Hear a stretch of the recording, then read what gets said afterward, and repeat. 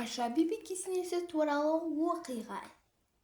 Бұрынғы ертеде Кәрі-хан деген атты батыр өмір сүрген деседі.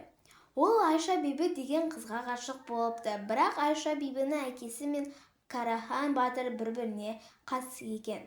Сол себептен де қызды қолдан алуға ұмыт етпеген. Кәрі-хан бір күні Айша бибінің алып қашады.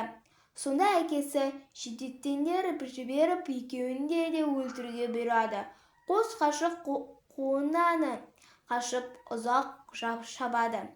Шаба шаршаған Айша бала кезінде өскен жері аса өзіне шомылмақ болып суға түседі.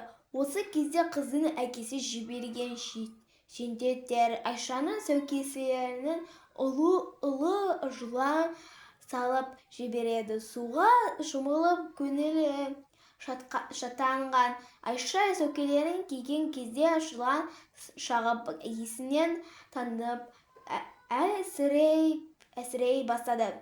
Кәрі-хан Айшаны көтеріп алып жақын маңдағы ауылға апарып молдаға некесі қидырады.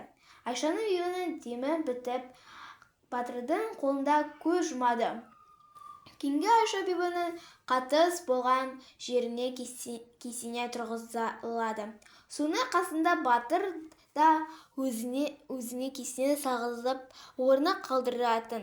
Айша бибі кесенесі 20-шы ғасырда басында Әулиеаты ауданындағы қазіргі Тараз қаласында маңызды тұр.